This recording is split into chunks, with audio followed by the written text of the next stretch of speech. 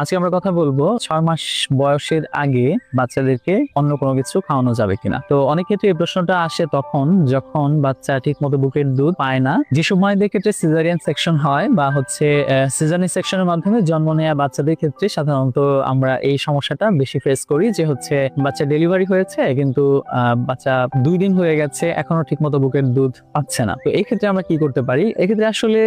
সবচেয়ে প্রথম কথা যেটা, সেটা হলো মায়ের বুকের দুধের বিকল্প আর কোনো কিছুই হতে পারে না পৃথিবীতে। এবং আমরা অবভিয়াসলি বলবো হচ্ছে 6 মাস পর্যন্ত অ্যাবসলিউটলি ব্রেস্ট ফিড করানোর জন্য, অর্থাৎ 6 মাস বয়স পর্যন্ত 100% শুধুমাত্র মায়ের বুকের দুধ, অন্য কোনো কিছু না। যদি এরকম ঘটনা ফেস করতে হয় যে বাচ্চা মায়ের বুকের দুধ পাচ্ছে না, বেশ অনেকটা সময় চলে গেছে তারপরেও, সেক্ষেত্রে আমাদের যেটা করতে হবে, মায়ের কোনো সমস্যা আছে কিনা বা মায়ের কি ট্রিটমেন্ট করা যায় এই ব্যাপারটাতে আমাদের হচ্ছে একটু ফোকাস করতে হবে। অনেক সময় দেখা যায় হচ্ছে বেশ কিছু মেডিকেশন আছে বা ওষুধ আছে যেগুলো দিলে